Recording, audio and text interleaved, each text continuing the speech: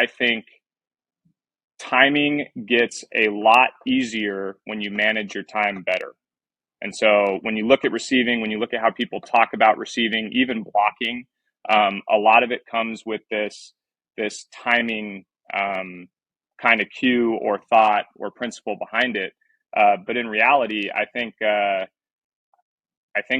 really corrects itself, and timing gets a lot easier on all fronts when you manage that time better, which is that ability to see something early, but decide when and how you respond to it. Welcome to episode 11 of the Backpick Podcast. I'm your host, Brett Thomas. Today's guest is Brandon Oliver, former New York Yankees catching coach and current owner of Futures Training Center down in Southern California. Brandon and I super nerd out on catching, so much that we barely got out of receiving. We talked about all the different techniques, movements, and understanding that we need to receive. A great episode for all of our younger catchers to start to create the foundation that we need. Hope you guys enjoy it.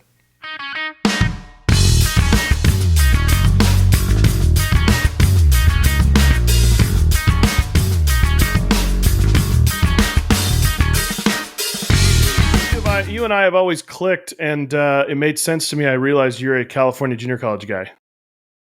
Yeah, that's true, man. JUCO bandit kind of before that was a thing, but yeah. It's funny. It seems to be like all the guys that I run into that are like super into this, dedicated, are guys that have kind of dealt with the grind. And I think like that junior college experience, you know, any college experience is a grind, but it's a little different at the junior college level. Would you agree? Yeah, I'd say so. Especially for my situation, you know, given given like the upbringing and kind of the family situation, like I was kind of on my own for a lot of it once I got into college, and you know, trying to find a way to make that work and kind of navigate that. I probably put more external pressures on myself outside of just the baseball realm, which obviously added to the difficulty of the situation and navigating that. But yeah, I think it's a little different at the JUCO level. You had a good college career, immediately got into coaching. Talk a little bit about your transition into coaching. What kind of led you to just like strictly catching? So it's actually kind of interesting. You know, finished playing college. It really like took me a while to figure out like how to get into pro ball, like in any capacity. And it was actually almost a full calendar year before I got in, was able to play a year of indie ball, and kind of figured honestly that I was going to do that for however long I wanted to, whether that be 5, 10 years. Like I had no plan B, no other visions of that. And when I came back that first off season, we were getting ready to have my daughter, and life kind of hit me really fast. It was like, oh man, like baseball's over, and that's okay. Like we got to get to work. We got to, you know, we've got a family now, and I actually spent all of my effort trying to get away from the game. I did not go into coaching like right after that. I had done some private instruction and stuff, kind of as like a little side gig. It was not something that I was all in on by any means, but it was me going out into the world, working in sales for a little bit, doing some other things, where at first it was like, hey, I can actually, I think I can make some more cash, you know, doing the instruction thing. Like I want to get back into that. And so started to kind of build that on the side. And eventually it became something where it made more sense to go all in on that.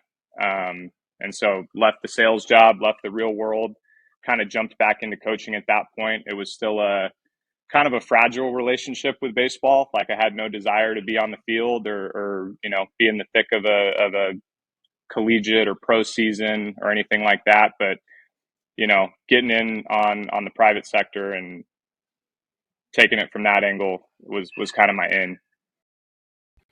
And obviously you've, you know, built it up now. You know, you've got the Futures Training Center, which you guys just started this year.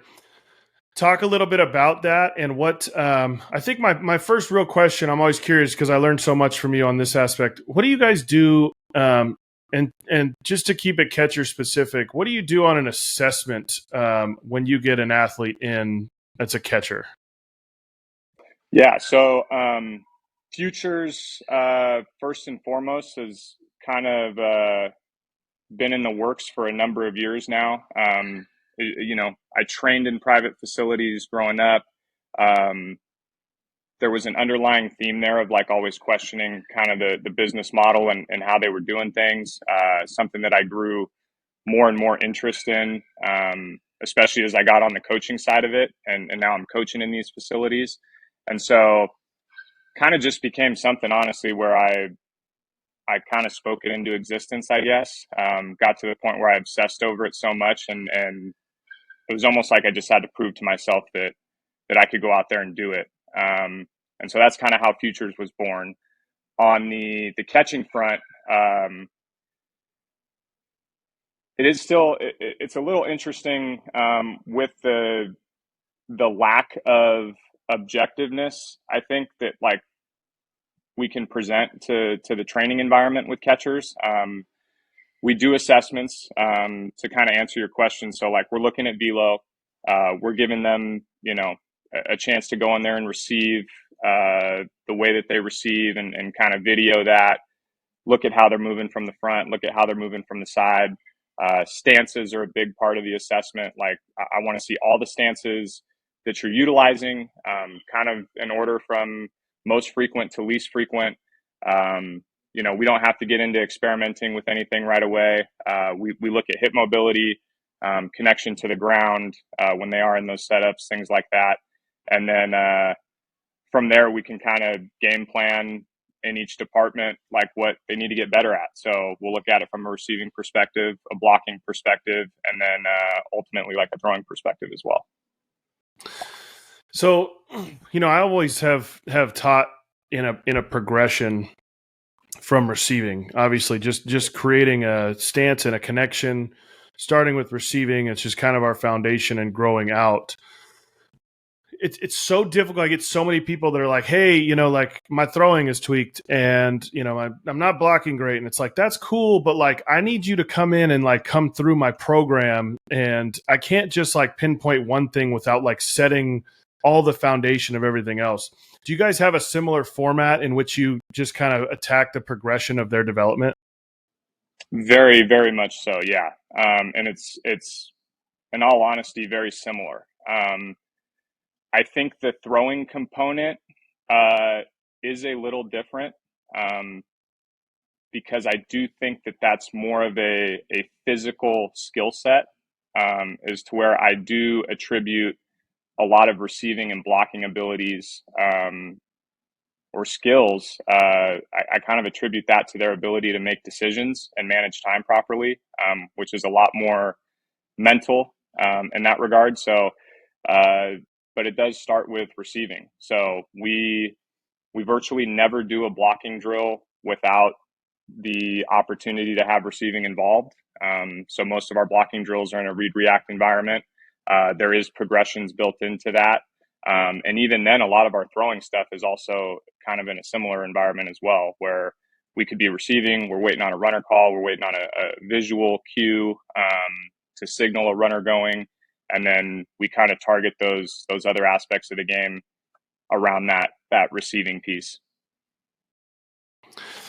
So obviously, we go to the hottest topic in catching, the one knee stance, and I think for all of us that are in it, it's like I tell people, we went to CatcherCon last year. I took my whole team out there for the first time. Finally got to go, and it was like, wow, what an amazing like thing to be around, where there's like zero negativity to this whole deal. Like it is just like everybody's pretty much in agreement on what's going on, but for the casual fan and everything, talk about, since you've been training catchers and the implementation of the one knee stance, what are some improvements you've seen in athletes as they've gone to a one knee stance?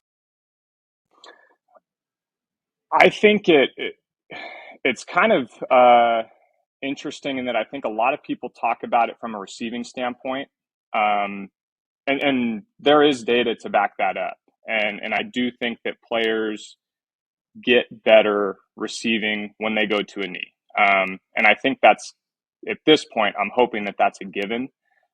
In my experience, especially with some of the older like high school college players that are trying to navigate this, is they're in a more competitive arena.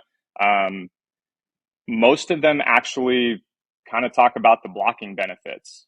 And so, as we started early on with that, the message from them was still the same. It was like, wow, I love blocking from here. And so for me, that's always something that I've kind of kept in my back pocket, and it's, kind of supported how we look at it, because you're going to obviously get some receiving benefits out of that. But I think the blocking thing is highly underrated. And I think it was you that said this one time. Just the ability to see it longer, right? Just to have some more information on the pitch. Talk a little bit on that, because I do believe that was you that I got that from. Yeah, I mean, that honestly could be at the core of like the whole one knee debacle or argument, with how we talk about the mental approach to each pitch and what's really going to be required at that level for you to be an effective receiver, effective blocker, ultimately an effective decision maker.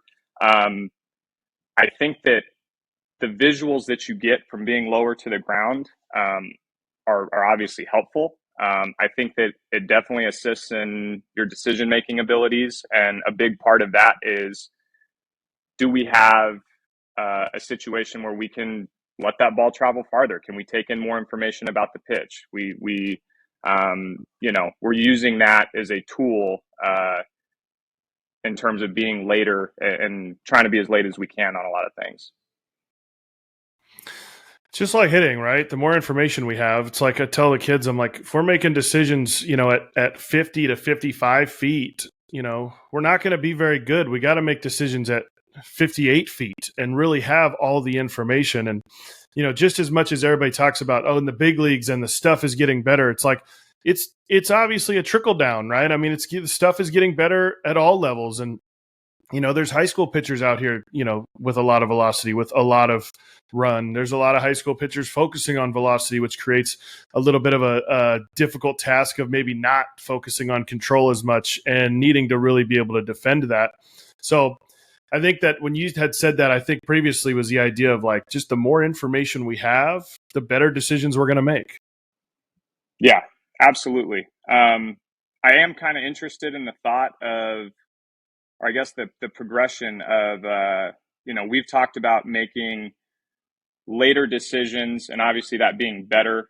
That's still very much, a foundation of what we do. And a lot of that has to do with taking in more information on the pitch. But I do wonder at sometimes, like, at what point do we progress even from that? Like, where we get so good at that, is it then beneficial to start exploring maybe with how early we can see things going wrong with the pitch? I think that, that component, if it makes sense, is a big key to a catcher's adjustability on the receiving front. If we have the right visuals, we have the right approach to the pitch, we're looking to execute on this fastball, arm side down. Obviously, the earlier I can see a pitch coming offline, the easier I'm going to be able to adjust to it. So that's kind of something that we've been looking at or experimenting with and talking to our guys about. But ultimately, yeah, I think the more information you have, and if you're really training your instincts and your reflexes as opposed to just movement patterns, then I think you're adding a lot of things to your tool belt. And I think early recognition is great. Obviously, we talked about comparatively to hitting, but the best hitters recognize something early in their body, then adjust to create the timing that they need, right? And I think that's the tough part, is you have like the early recognition that, this ball's going to be in the dirt. But then the biggest detriment to our blocking is that we're down on the ground too early and don't have enough information as to where it is, or we've started to make a path with our glove to receive it and we don't have all the information. So trying to get guys to train in an environment of like, hey, see it as early as you want, recognize it as early as you want, but you've got to then create the path to receive. You've got to then time the block to be in that position. And that's the piece to me that is the challenge in the training environment, is that. Yeah, I think that's very well said, and that probably kind of sums up what I was getting at even better than I can say it. But yeah, there has to be advantages to picking up things earlier, right? And like you look at an amateur player, especially on the younger side of the spectrum, you've probably gotten this a lot. It's like, hey, I got this 10-year-old, this 11-year-old, and he can't block, right? He's not making that decision to block. The reality of that situation is he's making a decision. He's just making it far too early, and he's making the wrong one, right? It's not that he's not seeing or reading the block. It's that he's seeing that ball out of hand, and sometimes even before the pitcher even lets go of the ball, and he's deciding that he's going to catch it in the air, and he's fully committed to that. And once you get to that point, it's very hard to change, right? But yeah, I think that kind of what you summed up there would be my kind of argument on time management versus timing. I think they're two completely separate things. I think timing gets a lot easier when you manage your time better. And so when you look at receiving, when you look at how people talk about receiving, even blocking, a lot of it comes with this timing kind of cue or thought or principle behind it. But in reality, I think that really corrects itself, and timing gets a lot easier on all fronts when you manage that time better, which is that ability to see something early, but decide when and how you respond to it. That's super interesting. I've never heard that concept of time management in that. The idea of like, yeah, you can recognize it, but can you manage the time to then be on time?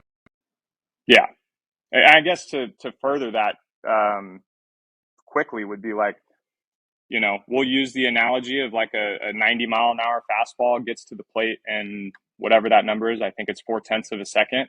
Are you the catcher that makes that 0.4 of a second feel like a full second, or are you the catcher that makes that 0.4 of a second feel like 1/10 of a second? And I think ultimately that concept right there will influence how you move and how you make decisions more so than anything else.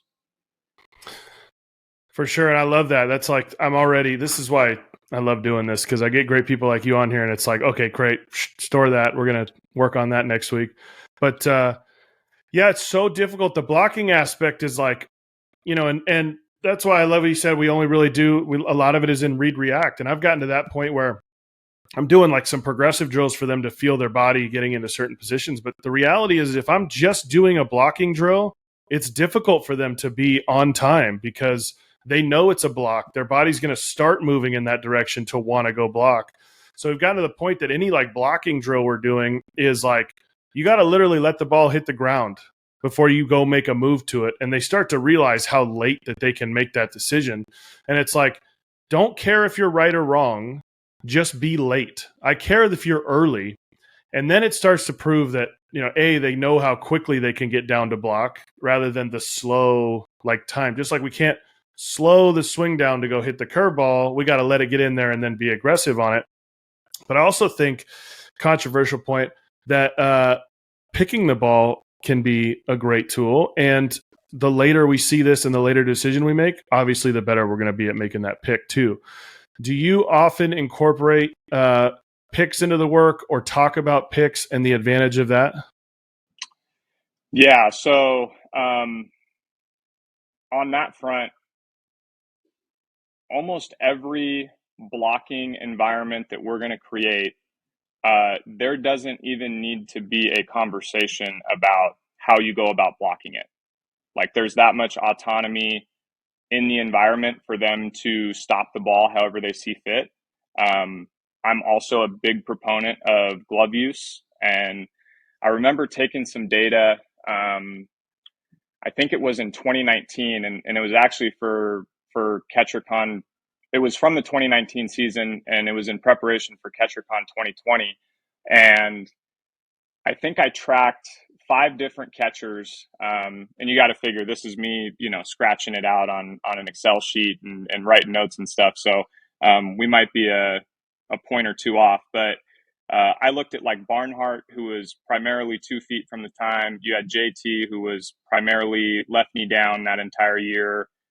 Contreras, who was still 2 feet, and then there was a primarily left knee down catcher. Don't remember at this point, but what was interesting to me was one, the overall use of the glove to stop the baseball was like at 50% or higher for literally all of them.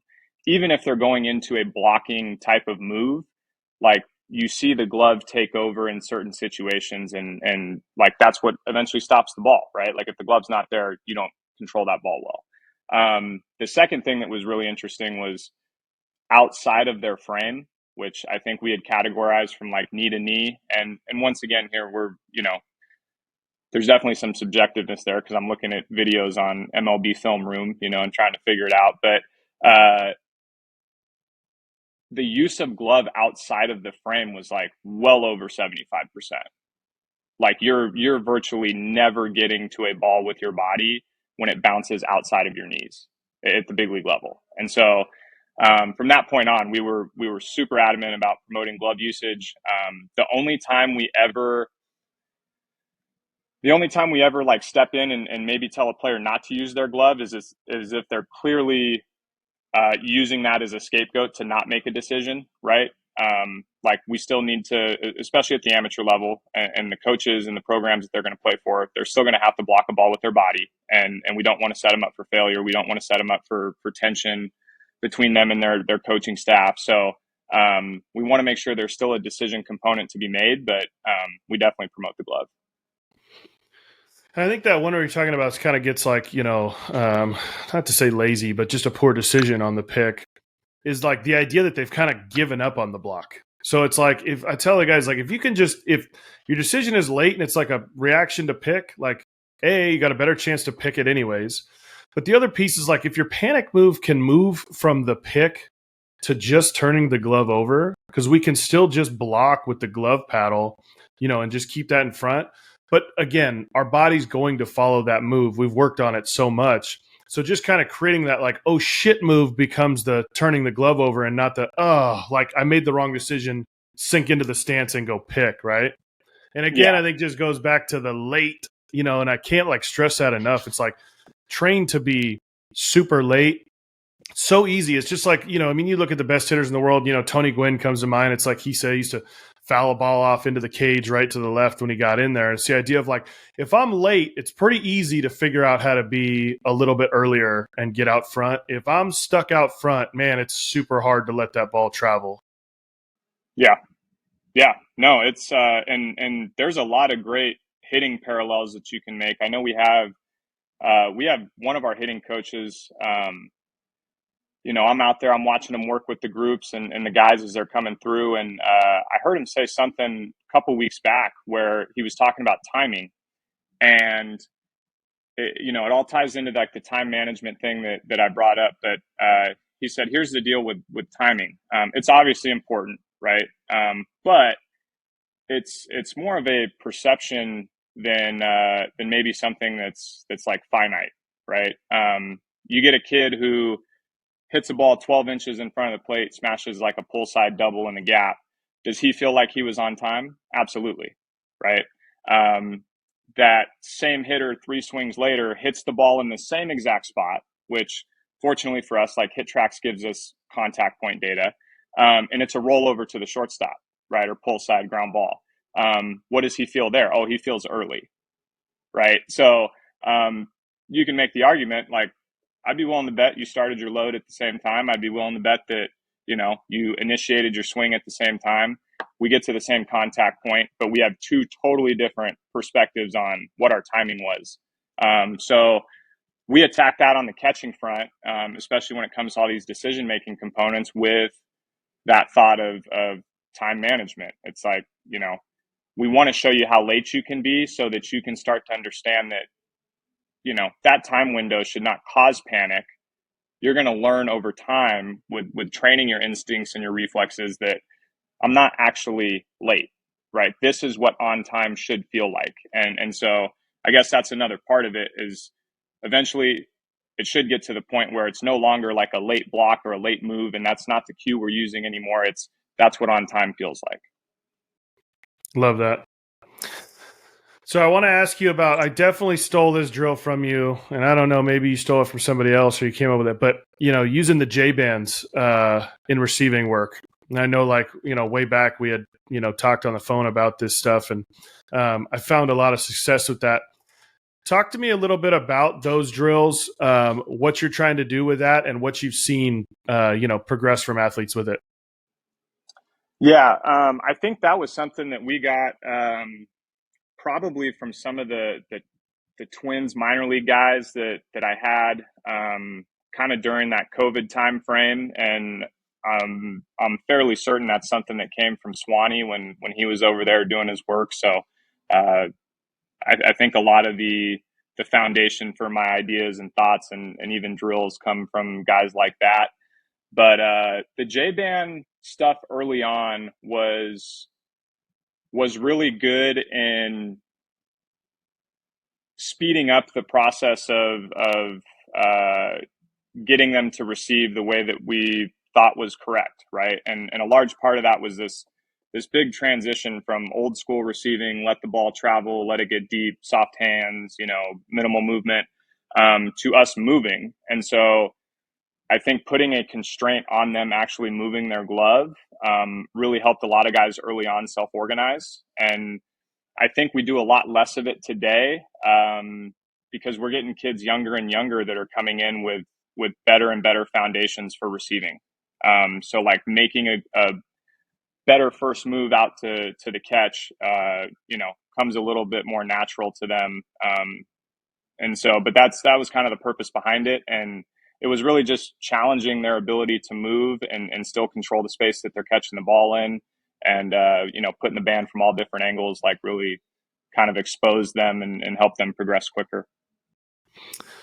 Talk a little bit about just that overall philosophy of movement to receive the ball. Again, we see it almost exclusively now, but it's the idea that you still have the kind of old school coaches or, maybe parents that are, coaching Little League, things like that still have that kind of old school mindset. Explain the movement and the benefits of it just to a casual, baseball person. Yeah. So I would start with like why the change. And obviously there was a good amount of data that showed through older techniques of receiving that like there was a lot of strikes that were lost, right? And I think it's important to remind people that that's where this started. It didn't start with stealing pitches 4 inches off the plate or trying to trick the umpire or whatever. It started with us keeping strikes, and I still think that is a foundation, especially at the amateur level. Like that's what it needs to be about. You're gonna steal strikes at that level, regardless of how you catch, because of the quality of the umpires and everything else. But for me, it's really I like to use this analogy. I do think that how we received, maybe back in the day, probably made a lot more sense because of how pitchers were attacking the zone, right? I think you look at a lot of old school pitching and everything was doing this, like it's starting in a certain spot and it's working into the zone late, it's working into the catcher late. And so there's an argument to be made that the longer I let the ball travel, the softer I am, like the more that ball appears to be in the strike zone. The biggest change since then is like we don't attack hitters like that anymore. Like pitchers don't throw that way. Everything starts here, and as it gets closer to you, it actually gets farther away from the zone, right? So step one is like that should obviously change the space in which we catch the baseball. I'm definitely biased on the extension component of it, and to kind of further that, I think that how you attack the baseball is has a direct correlation to how you're going to move it, right? So one of the interesting things I think with our receiving is we virtually never talk about post catch movement. It's something that is a byproduct of how well you attack it, what space you attack it in, what depth you catch it at, and kind of how convicted we are in our ability to do that. That's never heard that said that way, and that's phenomenal. Just that idea of like, the game has changed, and we knew it's changed in terms of more velocity, more breaking pitches, but just the idea and the shape of pitches, right? We don't have the Greg Maddoxes anymore, that are really trying to work, and kind of catch the zone late. We're trying to fool you that it's in the zone and get it out of the zone late, and makes a lot of sense. The movement piece, when I explain this to people, it's like if we looked at an infielder, they use movement through a pick to create pocket accuracy. So they have adjustability. So they're always going to move, through the ball or give with the ball. They would never sit there and try to guess exactly where that thing was going to be and catch it. And I think a lot of times when the movement piece of they're trying to steal strikes or they're over the top with this, it's just the reality that we are creating a much cleaner catch, creating more adjustability for ourselves to actually pocket the baseball. And that is, again, like you said, not to steal strikes. It's to consistently catch this ball so that the umpire can call strikes. And again, I tell the guys all the time, if that ball basically would like touch that K zone in any way, can we just move that thing back into the zone and give ourselves an opportunity? You said it perfect. Don't care about the ball 4 inches off the plate. We don't care about it. That is you may earn that later, but our pitchers throw plenty of good pitches in the zone that we're not getting for strikes, and that's the stuff that we need to attack. So when you are talking about that, not talking about the post-catch move, tell me what you're talking about in terms of the pre-catch move. So, yeah, I mean, since there's not a major emphasis on what they're doing post-catch, we're trying to let that be as organic as possible and is trying to avoid like that manufactured, forced type of outcome or aesthetic with that. It obviously shifts a lot of our focus to everything pre-catch. And for me, it starts with setups, to be honest, like your connection to the ground, your positioning on the plate, your depth to the hitter, your posture, and understanding how that influences your routes and the space that you work in. Generally, like that's where we spend a lot of time with guys early on is getting them to just start to be conscious of some of those things, even if it's one at a time, right? Whatever the athlete needs in that regard. But then there's the component of the glove load. And so I also have some biases here. And for me, ultimately it is on the athlete to figure out how they move best and what feels the most comfortable. And we're going to do the best job we can to video as much of it, give them as much feedback, really keep that line of communication open. But for me, generally, I'm not a fan of showing the pocket to the pitcher, like as they load down. I think I tweeted about that not too long ago.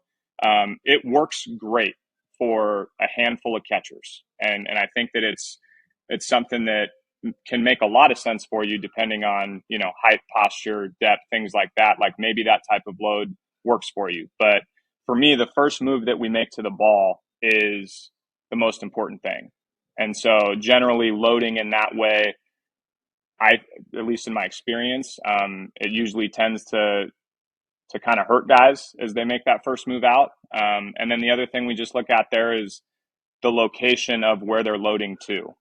So there's been the thought of, matching pitch shapes. It's something that, we took a deep dive into a couple years back on our end. And we even did some of it when I was coaching with the Yankees. For me, the more I saw it, the less I liked it. So we stay away from that now with our training here. I think that the more proximal you load, the closer you load to your center of mass and like where you're strong, the better your first move is going to be. If you've got to go a little right or a little left to go catch a pitch, like I don't think that that's something that's necessarily a bad thing. I think if we get crazy with how distal we get with that load and how far away we get from our center of mass. I think that you don't attack the ball with the same quickness, and I think that you're adding more variables to your ability to pocket it. Um, it's one of those things where like I don't see hitters, necessarily loading different based on what pitch they think they're going to get. Like it's the same load, and we create adjustability from there. And so that's kind of how we look at that piece. And then from there, it's just all about that ability to have a good first move to the ball, because I think that's where all adjustability comes from. So when you say that you don't like the pocket, like at the bottom being open on the pre-pitch, Yeah, you rather them in that like Joe Singley talks about the air hockey position. Like if you're to play air hockey, you'd be yeah, here. So and kind of like on the ground down. yeah. Generally, that's where we'll start guys. I mean, I think that it's very generic. I think it's very organic. Um, you know, I've done things in the past, like we've taken a group of catchers at a clinic or whatever. We set them up in a one knee stance, and we haven't given them any instruction yet. We're not doing anything, and we'll say like, all right, guys, stay in your stances real quick, but go ahead and relax your gloves down. Every single time they put the glove down this way. Every single time. I've never had a kid in that environment go like, oh, okay, let me just relax my glove here. And I think there's something to be said for just like the kind of the innate response to want to do that and to let your body get to that relaxed position. And so, like I said, is it a bias? Absolutely. Do we have kids that still show their pocket? Like, absolutely. If it works for them, like, great. But we'll generally start with something very neutral like that, and then we kind of build from there. Some guys have maybe a little more turn, like in pronation. Some guys it's a little more neutral, but definitely something we do spend a lot of time kind of diving into and challenging them with. So this one is tough for me, and I think the biggest key is like them. The first thing we do is like just introduce them to the glove when they come in and like how it works. Where it's like they don't really understand. It's like when you look at this thing, it's like the pocket. Like that's not my hand, right? I mean, my hand is Yeah. definitely not the pocket, and we just have this idea of like really they want to when they're getting so many balls in the palm. It's just the idea that they really want to go get this thing, right? I mean, I've stopped completely eliminated bare hand drills because I'm like, why would I be training these guys to use their hand? I need to train, now it's like, I love like the keyhole from All Star, and I love the extra large glove that you sent me from Valley, where it's like, these are there training them to understand that we've got to control this, not the hand, the hand is like our handle of our bat, and the pocket is our barrel, and we got to figure out how to control the barrel, not take our hands out to the ball to go hit. So my question is, because I deal with this, and most of my guys, I do like to keep a little more open with the pocket because it makes it easier to make that first move. But I do understand the point you're talking about of just relaxation. They're probably going to be a little too tense in that movement. So how do you train the first move of like really leading out with the pocket from the bottom and not getting to where like that hand goes out and the wrist flex and then the pocket is caught behind? Yeah, so that's actually great. And to start, like to kind of further expand on I guess that like pocket down versus pocket out. Um, I think a lot of people think in regards to like, oh, if my pocket is showing towards the baseball and my hand is open, like that must give me a better chance of pocketing it. And there could be some truth to that. The unfortunate thing is like we have, at least from my understanding, like no data on pocket percentages and correlation to glove loads and depth and things like that. It's a very hard thing to measure. But one of the things that I think about is, since we are looking at this from an aggressive standpoint of really attacking the pitch so that we create organic post catch movement, since we are going out to get the ball before it gets too far out of the zone or too difficult for me to handle, there's a component there where like we are having to make a move to go get to the ball. And so I think a lot of kids struggle with that piece, right? That first move to the ball. They generally catch the ball too deep. They tend to, we all see it. The glove floats up and they kind of float back around here. And like any move that they make to the ball is like kind of out of sync and late at that point. So for me, kind of, with the pocket down, like your pocket's not on that pitch, it's on the ground. So like it forces you to have to do something to make a move to go catch the baseball. And so that's one of the components, and kind of just to further clarify, I guess, on why I think that. And then in terms of building that first move, and you know, how do we get better at pocketing baseballs from that position? There's a PVC drill that we do. It's probably up on my social media somewhere. It's something that we invented a couple years back, and really what happens is, the catcher is facing the machine. We have a bucket on their arm side, and or something of relative height to the player, and a PVC pipe hangs out in front of them. We space that out to where the PVC pipe is just behind where they're going to be at extension, right? So what has to happen now is, from this position where you're loaded, in order to catch that ball, you've got to be out and under first before we can make the move up. And so if there's any move to come up early, like we're going to hit that pipe on the way out. Even if we get out there a little bit and we don't get out there far enough, and we don't make an aggressive move to the ball, like you come up and you're going to hit the pipe, and the pipe's not really restrained by anything. So like if they hit it, there's no like real risk of injury or anything like that. But that's kind of the go-to. And we start with plyos with that, or even just flips. Then we'll graduate to doing it off the machine with foam balls, and then eventually baseballs. And then from there, you can actually get kind of crazy with it, and do some adjustability stuff where, like, if they're going to go, get a pitch down, it's obviously this way, but if they have to go get a pitch up, they come through this way. And like, you're just learning how to master the space that you have to work with. So we do that. And then I think the second thing would be understanding pocket angle and like how to create it.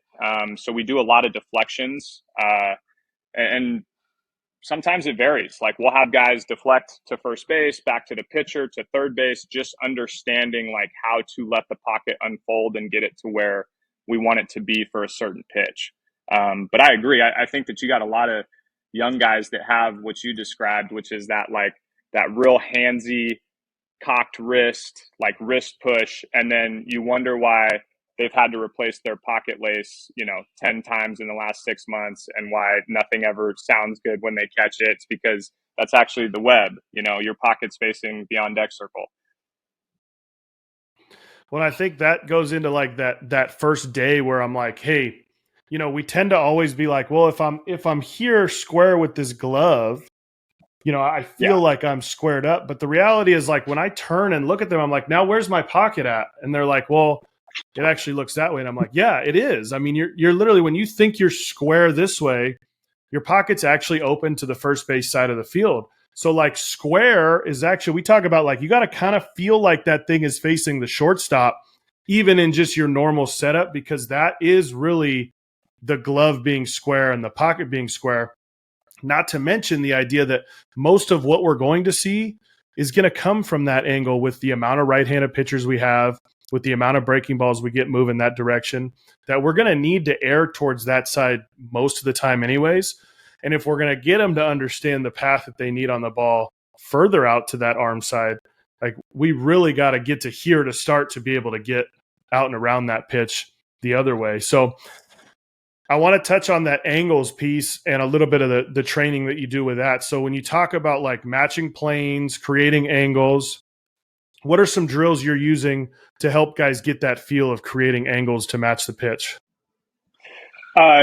Generally, like I said, with the deflections, I think that's a really great environment for feedback on their pocket, and like, wherever that ball comes out of your glove is where your pocket was facing, right? And so we do that enough, especially if we blend it, which we blend a ton of drills when we train, where it's like, you're going to do one drill rep and then you're going to do one real rep, right? And then we're going to alternate through, and we're going to keep changing it up on you, and forcing you to make these types of moves. But also, I think we do some angled receiving now and then, just to give them like kind of an exaggerated feel. I think that's something we probably spend a little more time with the younger guys, and just kind of getting them like really out of that comfort zone and comfortable with experimenting, right? Comfortable being uncomfortable.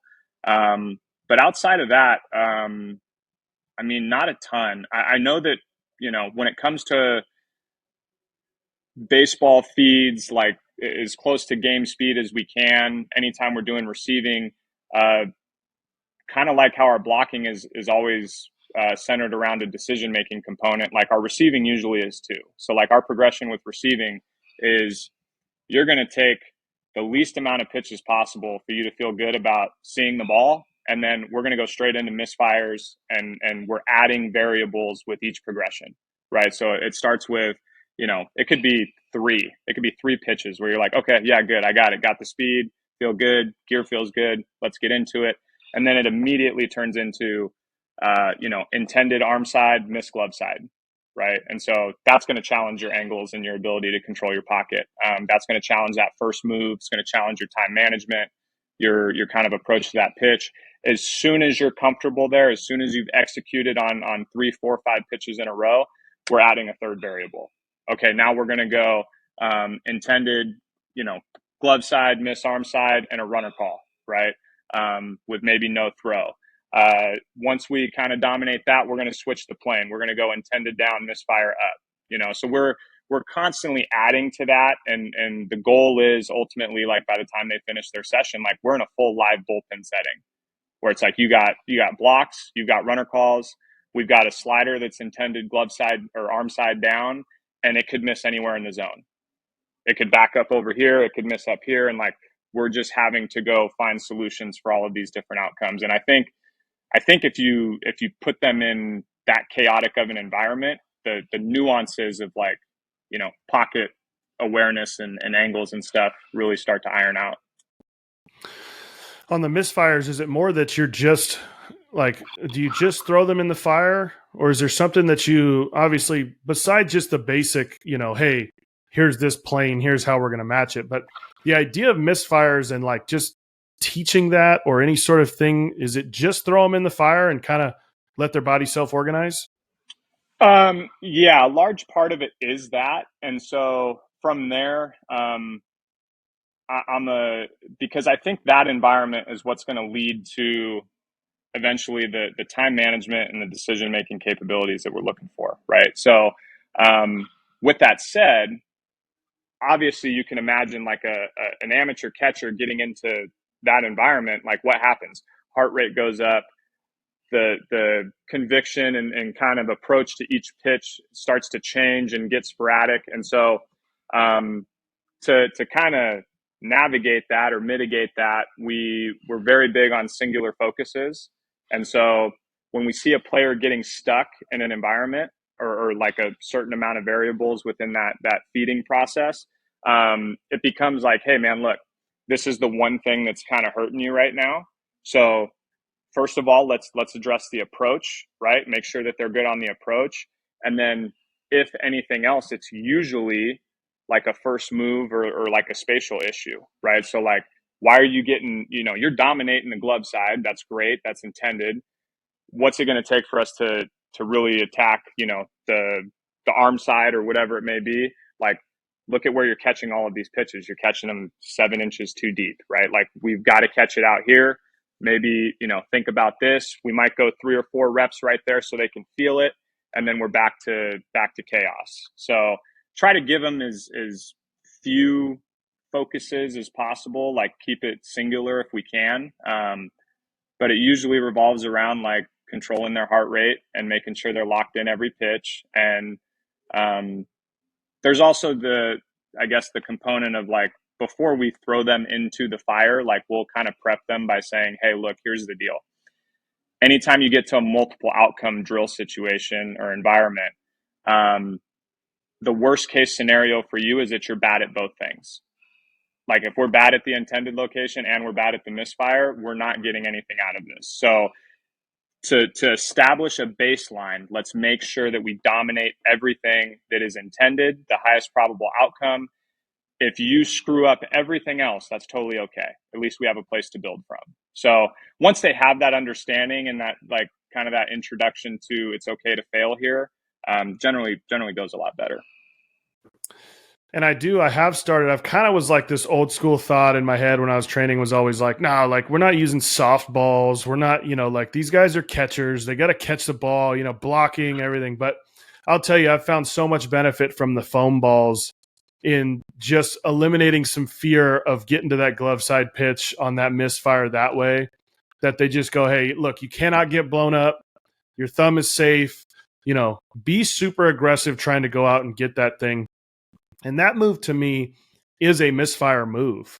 Everybody talks about like, oh, the glove side pitch. It's like, well, if you are set up to your glove side on the plate, like you should never be an issue. You should know exactly where your limits are in terms of the move you're making that you think you can get for a strike, and then just turn the freaking glove over and catch it if it's outside of that zone.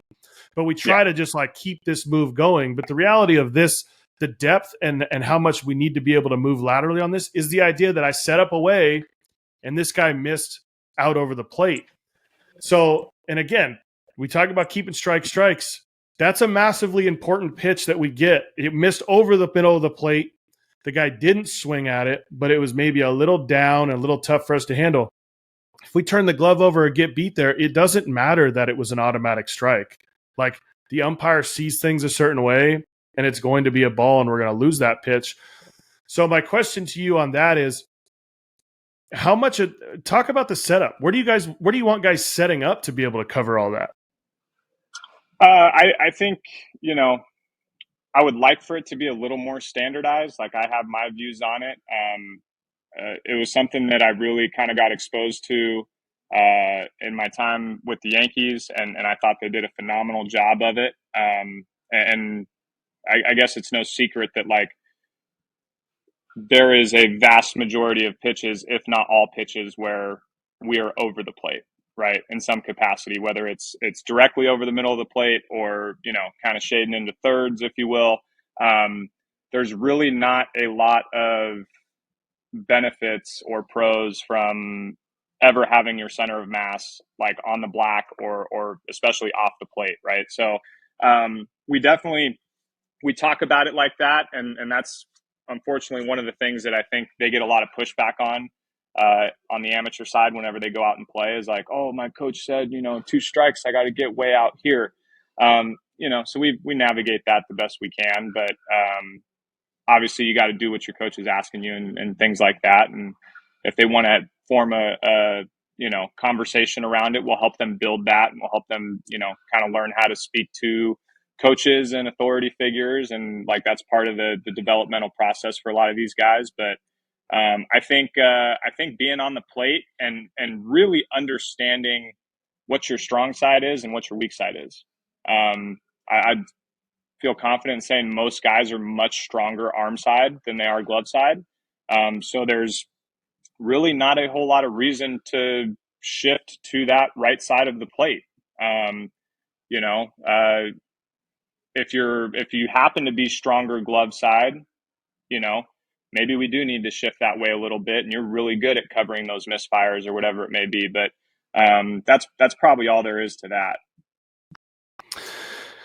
First of all, love what you said in terms of navigating conversations with coaches. That's something we do a ton of here. And I think it's important that, I tell kids, hey, if your coach told you something, well, did you tell them why you like to do it your way? And they're like, well, no. And I'm like, well, like, dude, you got to understand this enough that you can speak on it. I'm not saying he's going to buy into it or believe it, but like, if you at least say, hey, you know what?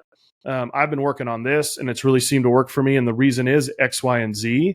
Well, that coach is probably going to be a little more open to your thoughts as opposed to like, oh, just because, or, my catching coach said, half those guys don't even want to know you're seeing a catching coach because they think they're the greatest coach of all time and can help you. So it's the idea of like having conversations. And I love that you said that. And I love that this is why these podcasts are so great, because we have like the pro guys on and they're great because they have an insane knowledge of catching and what they bring. And I love the analytic piece they bring, but man, like, 12-year-olds are a whole different ball game. And those are the kinds of conversations that we have to have. So It's interesting when you talk about like obviously being better to the arm side and making that move and almost like really not even needing to set up away much. The issue we always come up with is how do you navigate setup and even pre-pitch when you get a coach and or a pitcher talking about how it seems to affect their performance by you not being in certain places? I think the general argument there is like the glove load, right? Like taking the target away. That's usually like where what we get most of it built around. And so once again, our first plan of attack there is like help them formulate a conversation, right? Like I'll help you build the video library that you need to bring to this conversation. We can find some research and some data, and we can use some things that we have. And like, let's go have a conversation with your pitching staff. Let's have a conversation with your coaching staff, and tell them why we're doing these things, right? Like ultimately, this is going to help us. And there is some pretty intriguing data on there with how often like pitchers are throwing strikes or hitting their intended target when they have a glove target versus when they don't, and that actually plays in our favor. But when it comes to the setups and kind of the timing of their transitions as they're getting into whatever stance they're going to be using, I think that that component is really just like you have to know how to do it multiple ways. I think everybody knows how to get to a setup if they have unlimited time. And I think very, very few catchers, especially on the amateur side, know how to get into that setup with one move, right? And that's something that you're going to have to learn if you think that you're going to play this game at a high level. So that is actually one of the variables that we'll use through those progressions that we talked about, right? Like maybe I can't do anything more in terms of like what kind of outcome I can give them, but I can tell them like, hey, all right, we're gonna do the same thing we just did, but now you got to get into your setup, one move transition, sign giving stance to wherever you're going to be, like that. And so, if there has to be a conversation with the pitcher on it, hopefully we've just got multiple options for them in that regard. What are you teaching on that transition to make one move? What's the need there in order to be able to do that? For me, it's just understanding of like what's the end goal, right? Like we're trying to get to the position that we have to read from, essentially, right? So that's going to be glove is loaded to the bottom, center of mass is where we want it on the plate, like depth is where we want it to the hitter. So once we understand where that is, then it becomes a process of like, okay, what do we have to sync up in order to get there in one move, right? So sometimes it's the cue of like, I'll use like a Jonah Heim, right? I think he hops a lot in his transition. So like the cue and the conversation there would be like, hey, so as you jump out, right? Like when that left knee hits, I mean, well, you're probably going to catch yourself with your right foot a little bit first, but like when that left knee goes down, like the glove has to be down at the same time, right? If you're going to walk into that transition, as you take that step forward and whatever your plant foot is hits, like that's when the glove has to hit as well. So all of a sudden we start to figure out like, oh, okay, so like I can't go sign giving stance and then target and then this. It's probably going to be something where like, all right, I'm going to get my target out there early, so now that as I transition, I can load the glove as needed. And there's a lot of ways to do that. I mean, you can walk into it, you can kick out. We see a lot of guys use the kick variation, hop variation. Real Muto, Heim do that a lot. You can even drop into it. Like Austin Nola was doing that a couple years back, and probably not the most favorable or popular, but like that has been an answer for a lot of kids. So just understanding what your options are, what the end goal is, and then we get to start to play around with like how we sync that up and communicate it. Yeah, I think the big thing for me is always getting the target out early. It's like if you're late and your glove is down, like you still got a chance to make a move on this ball. But if you are hopping, glove comes out, and you got to get that thing back down, becomes super difficult. And also the feet being close together in the signal stance, super, super important. Guys always are too wide. And it's like if I'm so wide, then it's got to be like step, step, step, step, step to move to where you're going. But if I'm here, I can take one big step and all of a sudden I'm just in my stance. And Yeah. so like that is like, we always talk signal stance first day because it's important. They got to know to be on their toes and be super close together to be able to give us the ability to move. So I got to tell you, we could probably do this for, hours upon hours. And I knew this was going to happen. You guys listening at home, I'll tell you when you know two freaking catching nerds, when they spend 20 minutes of a podcast talking about a pre-pitch move, then you know that they are too deep into this. But number one is we definitely have a part 2 to this, so we can get into more, and we'll have you back on because I feel like we're just scratching the surface of what we can really get into, to be honest. Number 2, my last question I always do on this podcast. I love food. And so I always ask everybody on the podcast, whether it be, where you are now at home, whether it be when you're on the road with the Yankees, wherever baseball has taken you, whether it be when you're in school in Oregon or at San Luis Obispo, give me one food place that sticks out to you. Oh man. I'm a big red meat guy, and like I'm eating steak and tri-tip and all that stuff as much as possible. When I was in San Luis Obispo, there's a famous tri-tip spot there called Firestone. And so what's interesting is, we went there as like the first place we eat, and as you stay there throughout the year, you kind of get sick of it or whatever, and you go try some different spots. There was a place called Moe's that was right around the corner from Firestone, and their tri-tip sandwich was way better. And like it took me 5 months to find it, and it was like the best tri-tip sandwich I'd ever had.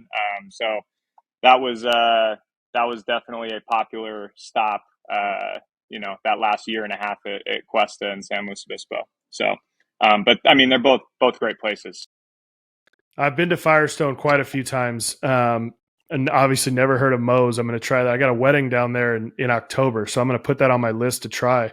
Tri-tip is like one of the greatest meats that, like, I don't know what it is that it's so California centric. Like, it's not really known about other places, but not only is it California centric, but it's very Central Coast too. I mean, Santa Maria, steak, the tri-tip steaks are like, that's a thing. So that's like kind of the home of the tri-tip down there in that area. Oh yeah. Yeah. No, it's a hotbed for it. I mean, and that was just 2 of the places. I think there's probably 5 or 6 different spots within a 2-mile radius that you can go get an unbelievable tri-tip sandwich. So yeah. Awesome. Well, hey man, like I said, this is just part 1. I think we could dive into so much more and give so much information to people, but awesome stuff. Some people are going to get so much out of this, and I truly appreciate you taking the time to come on. No, man, I appreciate the opportunity. Thanks for chopping it up with me, and we'll game plan for round 2. Sounds good, buddy. All right, man. Thanks. If you enjoyed that, be sure to like and subscribe. We'll have a new episode for you every single Tuesday here on our YouTube channel and wherever you listen to podcasts.